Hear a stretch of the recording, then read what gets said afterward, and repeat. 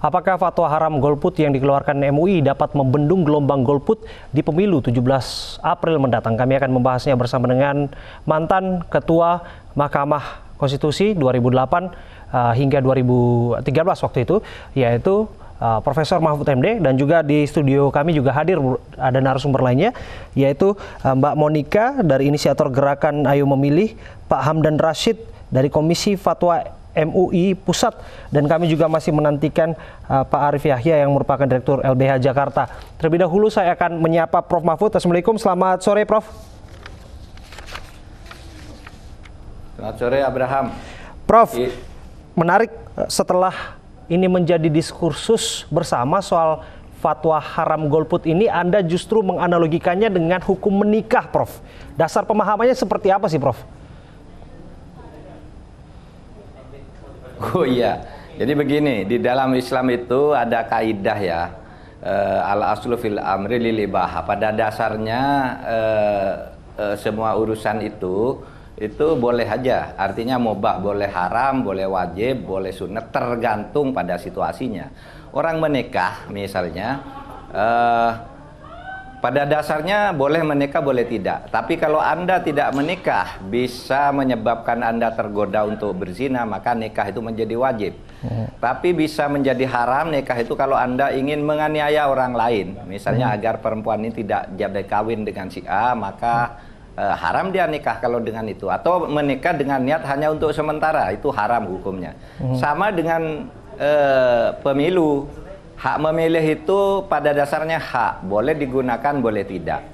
Tetapi manakala Anda tidak memilih akan menimbulkan mudarat bagi bangsa dan negara, maka bisa menjadi haram kalau Anda tidak memilih.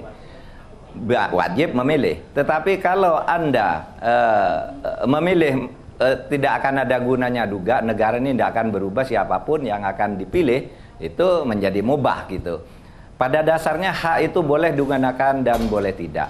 Nah, menurut saya fatwa MUI itu lebih bicara pada kemaslahatan. Kalau misalnya tidak memilih, ini nanti negara ini akan melahirkan kepemimpinan yang tidak baik atau tidak legitimit gitu. Lalu bisa saja MUI fatwanya didasarkan pada saat itu. Nanti biar dijalankan oleh MUI. Tapi saya ingin bicara dari sudut konstitusi. Kalau menurut konstitusi, memilih itu adalah hak. Tidak boleh seorang pun dipaksa untuk memilih dan tidak boleh seorang pun dilarang untuk menggunakan haknya untuk memilih. Itu konstitusi dan hukum kita. Nah, bagi saya pribadi kemudian memilih itu supaya dilakukan, sangat dianjurkan. Tetapi kalau tidak memilih, golput tidak bisa dihukum. Sangat dianjurkan karena apa? Karena pada dasarnya pemilu itu adalah untuk memilih pemimpin dan wakil rakyat yang dia akan diberi amanat mengelola pemerintahan dan mengelola politik kenegaraan kita. Nah, kalau kita tidak memilih ya rugi. Rugi dalam pengertian biasanya orang yang ingin memilih itu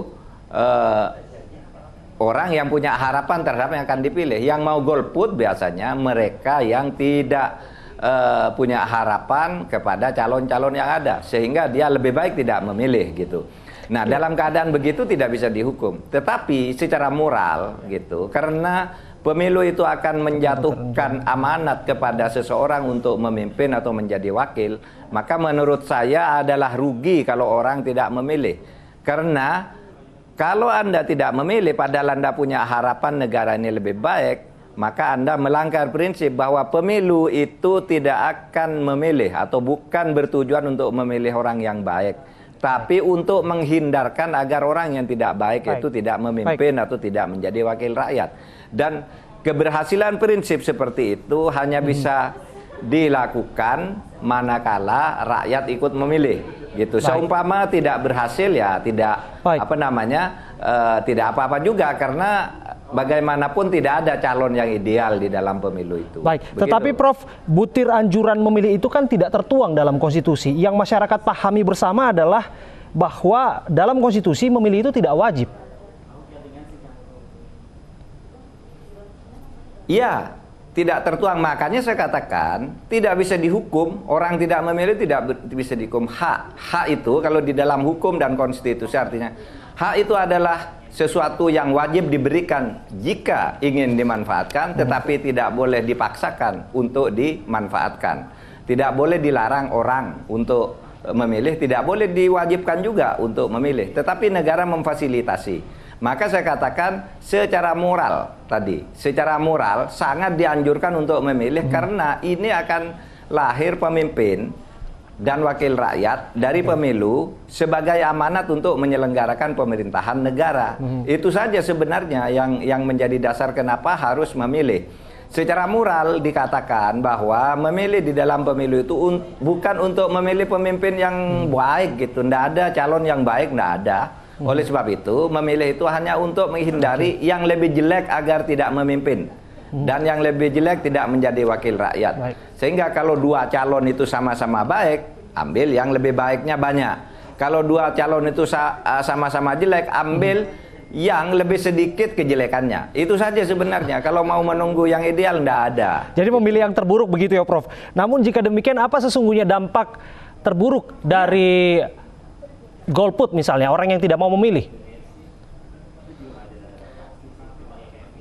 Kemungkinan pertama, asumsinya begini, orang yang tidak mau memilih ini adalah orang yang biasanya punya idealisme, punya pikiran-pikiran yang pemimpin itu harus baik gitu. Sehingga kalau pemimpin itu tidak baik, menurut penilaian dia lebih baik tidak memilih.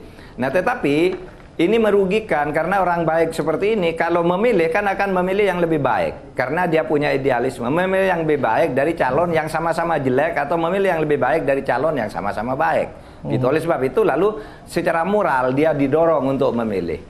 Tetapi sekali lagi tidak ada ancaman hukuman bagi orang yang tidak memilih. Saya berkampanye habis-habisan untuk memilih. Tetapi kalau ditanya kalau tidak memilih apa hukumannya? Tidak ada. Tidak ada orang dihukum karena tidak memilih. Kita mendorong saja kesadaran politik bahwa kita punya negara yang harus kita dukung bersama. Harus kita ikut melahirkan pemerintahan dari alternatif yang secara konstitusional tersedia. Sekarang ini calon anggota DPR secara konstitusional sudah tersedia. Ini yang mendaftar dan memenuhi syarat. Pilih mana yang kamu sukai. Ini dua paslon yang memenuhi syarat. Pilih yang mana yang kamu sukai. Gitu aja. Bisa saja masyarakat berpikir bahwa mereka sudah dikecewakan oleh wakil rakyat yang berulang kali melakukan korupsi atau mencurangi hak-hak mereka begitu, Prof. Jika demikian, dampak terbesar dari angka golput ini mungkin tidak mendelegitimasi hasil pemilu, Prof. Iya, akan terjadi delegitimasi kalau pemilihnya sedikit.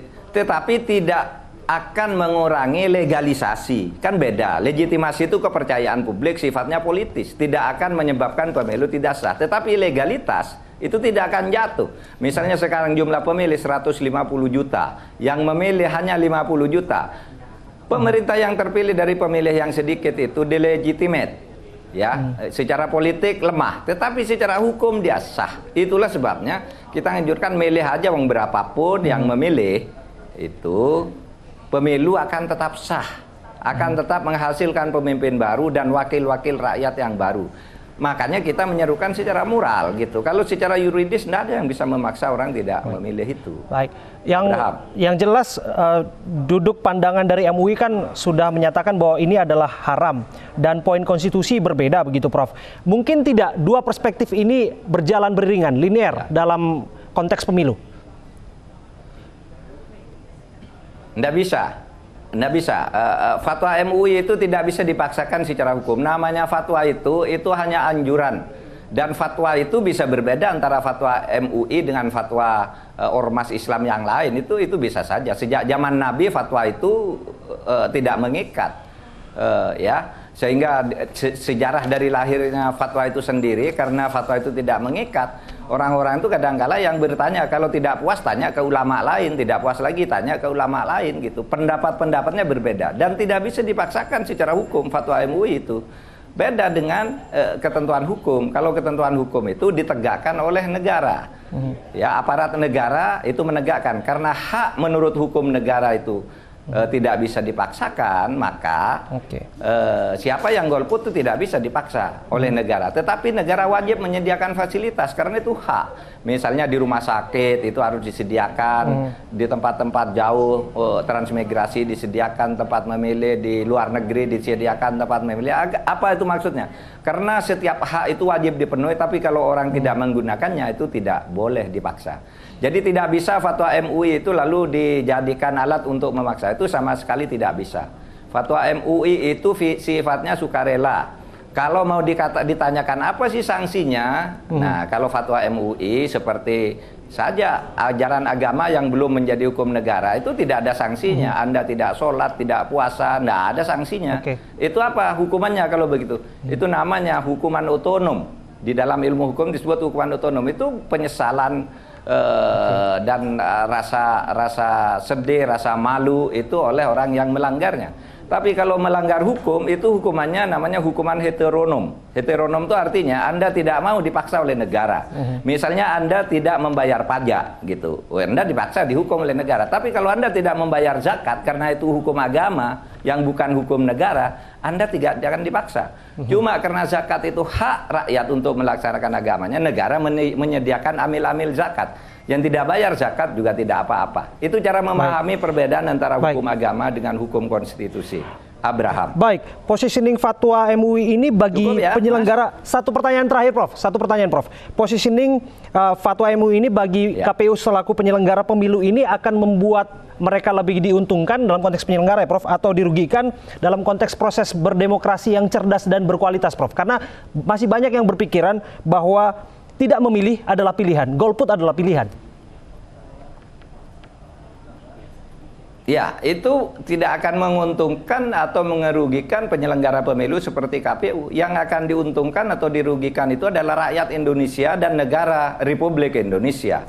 Kalau mereka banyak yang memilih, rakyat dan negara akan lebih beruntung. Kalau mereka tidak banyak yang tidak memilih, maka rakyat dan negara akan diuntungkan. Karena itu tadi tingkat legitimasi itu akan tinggi kalau banyak yang memilih, sehingga negaranya akan lebih lancar penyelenggaraan pemerintahannya.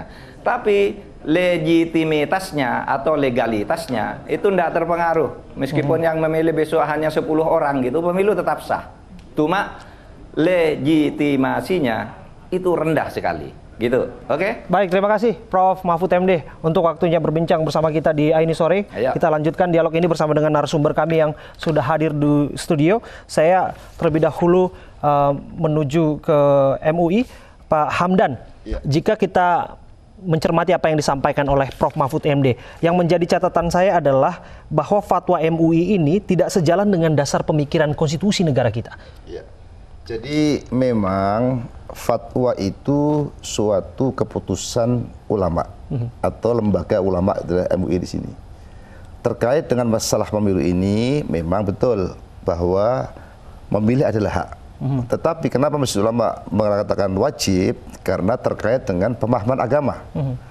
Dalam pandangan Islam, orang yang bepergian saja 3 orang harus ada satu pemimpin.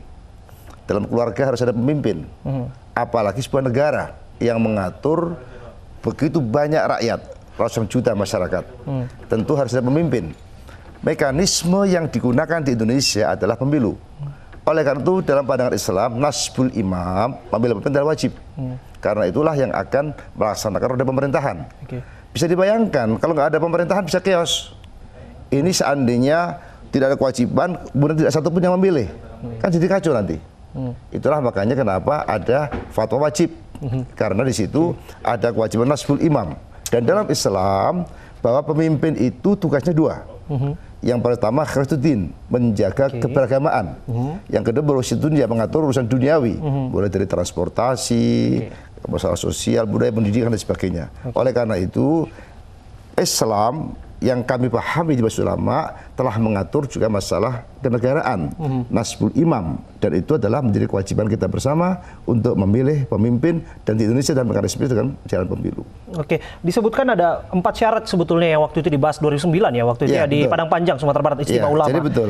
Soal karakter dari pemimpin, sidik, amanah, tablik, dan juga fatonah. Jika kemudian unsur-unsur tersebut tidak ditemukan oleh umat misalnya, bukankah hak mereka sesungguhnya untuk tidak memilih? Iya, jadi sebenarnya itu adalah kita mengelaborasi dari sifat-sifat Rasul ya. Rasul itu punya sifat wajib, sidik, amanah, tabligh, fatonah. Artinya punya kejujuran, amanah itu artinya tidak pernah berdosa, ya. Kemudian dia juga tabligh, bahwa dia menyampaikan apa yang disampaikan kepada masyarakat, dan juga punya kecerdasan, fatonah. Tetapi dalam kajian usul fikih ada kaidah mengatakan ma la yadrukuluh la yadrukuluh. Sesuatu yang nggak bisa diambil 100%, berapa persen yang bisa? Jadi nggak mungkin di dunia ini tadi sebagai mengenai Prof. Mahfud ya, nggak mungkin pemimpin yang ideal betul 4 itu nggak mungkin. Tetapi untuk maslahat itu ambillah berapa yang bisa tercapai. Jadi kalau kita selalu menginginkan 100% itu impossible. Maka di situ paling tidak ada 80% dan sebagainya. Itu juga berlaku dari masalah nikah. Idealnya seorang wali nikah dan juga saksi itu orang yang adil, ya, orang muslim yang taat beragama. Tapi bagaimana kalau orang tuanya itu orang yang nggak sholat dan sebagainya? Nggak masalah, karena ada standar yang lebih bawah lagi. Jadi bisa turun standarnya. Pak Handam nanti bisa dijelaskan bahwa apa dasar pemahaman sehingga melahirkan fatwa haram ini? Karena ini kan dilahirkan tahun 2009. Banyak yang beranggapan ini akan menguntungkan salah satu pasangan calon dalam konteks pemilu Pilpres 17 April mendatang. Barangkali nanti dibahas. Kita harus break sejenak. Saya nanti akan ke Monica juga dalam perspektif lain, perspektif untuk mengajak masyarakat untuk memilih ya. Kami akan kembali untuk Anda saat lagi.